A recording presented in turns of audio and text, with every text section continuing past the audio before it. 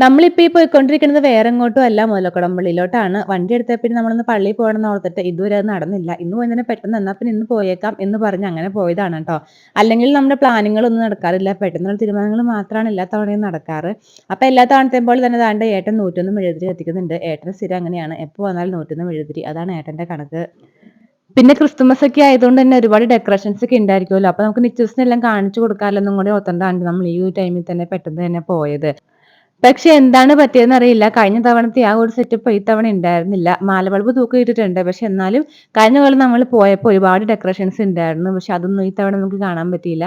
അപ്പോൾ തന്നെ നിച്ചൂസിനെ അവിടെ നിർത്തിയിട്ട് ഞാൻ ദാണ്ടെ ഫോട്ടോസൊക്കെ എടുത്തു ട്ടോ. അപ്പോൾ എന്തോ ഒരു സൗണ്ട് കേട്ടപ്പോൾ ഞെട്ടിപ്പോയതാണ് ആ കണ്ടത്. എനിക്ക് തോന്നുന്നു നമ്മുടെ തൊടുപുഴ ലൊക്കാലിറ്റിയിലെ ഹിന്ദുസ് ഏറ്റവും കൂടുതൽ പോകുന്ന ഒരു പള്ളി എന്ന് പറഞ്ഞാൽ അത് ഈ മുതലക്കുടം പള്ളി തന്നെയാണ് ട്ടോ. നമ്മൾ മാത്രമല്ല, നമ്മളെപ്പോലെ ഒരുപാട് ഹിന്ദുസ് അവിടെ പോവുക, നേർച്ചയിടും വഴിപാട് കഴിക്കുകയൊക്കെ ചെയ്യുന്നുണ്ട് ട്ടോ.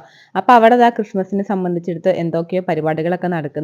അപ്പം നമ്മൾ അതെല്ലാം ഒന്ന് കേറി കണ്ടു. കേറി കണ്ട് നല്ല ദിവസം ഒറ്റ ഓട്ടം വെച്ച് കൊടുത്തായിരുന്നു അതിനകത്തേക്ക്. അപ്പോൾ അവളെ വിളിക്കാൻ വേണ്ടിയിട്ട് നമ്മൾ കേറിപ്പോയി ഇറങ്ങിപ്പോന്നു. ഇവിടുത്തെ ഏറ്റവും വലിയ പ്രത്യേകത എന്ന് പറഞ്ഞാൽ ഏത് സമയത്ത് ചെന്നാലും ഇഷ്ടംപോലെ ആളുകൾ കാണും കേട്ടോ. അപ്പോൾ നമുക്ക് പിന്നെ തൊടുപുഴയ്ക്ക് പോകണമായിരുന്നു. തൊടുപുഴയ്ക്ക് പോയിട്ട് നമുക്ക് കുറച്ച് സാധനങ്ങളൊക്കെ മേടിക്കാനുണ്ടായിരുന്നു. അപ്പോൾ അവിടെ എന്തൊക്കെയോ പരിപാടീസ് നടക്കുന്നുണ്ട്. ക്രിസ്മസ് അല്ലേ, എല്ലായിടത്തും ഇങ്ങനെയൊക്കെ ആയിരിക്കുമല്ലോ.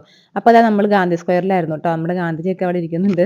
നമ്മളൊന്ന് ബേക്കറി കയറാൻ വേണ്ടിയിട്ടാണ് നമ്മൾ തൊടുപുഴയ്ക്ക് വന്നത്. അപ്പോൾ ബേക്കറി കയറി കുറച്ച് സ്വീറ്റ്സും നട്ട്സൊക്കെ മേടിക്കാനുണ്ടായിരുന്നു. അപ്പോൾ അതൊക്കെ മേടിച്ചിട്ട് നമ്മൾ ദാണ്ടേ തിരിച്ച് പിന്നെയും പോവുകയാണ്. അപ്പോൾ വണ്ടിയിലിരുന്ന് തിന്നാൻ വേണ്ടിയിട്ട് ഞാൻ തന്നെ കുഞ്ഞ് ജിലേബി മേടിച്ചിട്ടുണ്ടായിരുന്നു കേട്ടോ. അപ്പോൾ നിച്ചസിനും അത് കൊടുത്തു. പിന്നെ നമ്മൾ സ്ഥിരം കയറുന്ന നമ്മുടെ ഹോട്ടൽ ഗേറ്റ് വേയിൽ കയറി. നമ്മളൊരു വാട്ടായിട്ടിടെ ഇട്ടപ്പോൾ അതിനകത്തൊരു കമന്റ് വന്നിട്ടുണ്ടായിരുന്നു, ഇത് ഏത് ഹോട്ടലിലെ ബിരിയാണിയാണ് തൊടുപുഴയിൽ എന്ന് ചോദിച്ചുകൊണ്ട്. തൊടുപുഴയിലെ ഒരു ഹോട്ടലല്ല ഇത്, നമ്മൾ തൊടുപുഴ വെങ്ങല്ലൂരിൽ നിന്ന് പാറയ്ക്ക് വരുമ്പോൾ ഉള്ള അതിനിടയ്ക്കുള്ള ഒരു ഹോട്ടലാണ് കേട്ടോ, ഹോട്ടൽ ഗേറ്റ് വേ. അപ്പോൾ അവിടെ നിന്നാണ് നമ്മൾ കൂടുതലും ഫുഡ് കഴിക്കണതും പാഴ്സലും മേടിക്കണതും ഒക്കെ. ഏട്ടൻ ഓർഡർ ചെയ്തത് മസാല ദോശയായിരുന്നു. അപ്പോൾ അത് ഫസ്റ്റ് വന്നു. അപ്പോൾ അത് നിച്ചസിന് കൊടുത്ത് നോക്കണതാണ് ഈ കാണുന്നത്. ഞാൻ ഓർഡർ ചെയ്തത് ദാണ്ടെ ഫ്രൈഡ് റൈസ് ആയിരുന്നു. നിച്ചസ് വന്ന് സ്പൂണൊക്കെ ഇട്ട് ഇളക്കി നോക്കണ്ട, പക്ഷെ കഴിച്ചില്ല. പിന്നെ ദാണ്ടെ പോട്ട് മേടിച്ചു. പിന്നെ അച്ചായും അമ്മയാണെങ്കിലും കപ്പ ബിരിയാണി ആയിരുന്നു മേടിച്ചത്. നല്ല ക്വാണ്ടിറ്റി ഉണ്ട് കേട്ടോ കപ്പ ബിരിയാണി.